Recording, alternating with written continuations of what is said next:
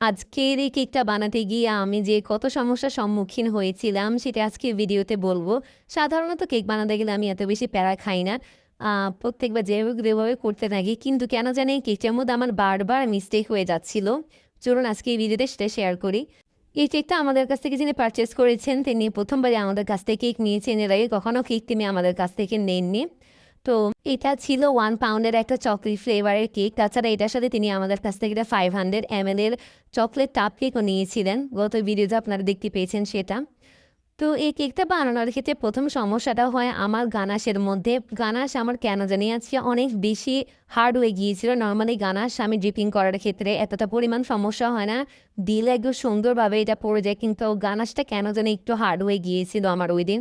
এরপর আসি ডিজাইনের ক্ষেত্রে। সাধারণত আমাদের কাস্টমাররা আমাদেরকে যদি কোনো পিকচার দিয়ে থাকেন আমরা ট্রাই করি সেই অনুযায়ী কাজ করতে। কিন্তু উনি আমাকে ওরকম কিছুই দেননি, বলেছেন আমার নিজের মতো করে দিতে। তো আমি সাধারণত কেক বানানোর ক্ষেত্রে ডিজাইন নিজে থেকে আগে চুজ করে রাখি বা ইমেজিন করে রাখি যে কেমন টাইপের আমি দিব। কিন্তু ওইদিন কেন জানি আমি সেটা করিনি এবং না করার ফলে সেটাই হয় যে আমি ফার্স্টে একটা ডিজাইন করি কিন্তু দেখতে একটুও ভালো লাগছিল না। পরবর্তীতে আমি সেটা তুলে এই নজনটা দিয়ে একটা ডেকোরেশন করি। এত সমস্যার পরেও বাট লাস্টলি ওভারঅল লুকটা আলহামদুলিল্লাহ অনেক বেশি ভালোই ছিল।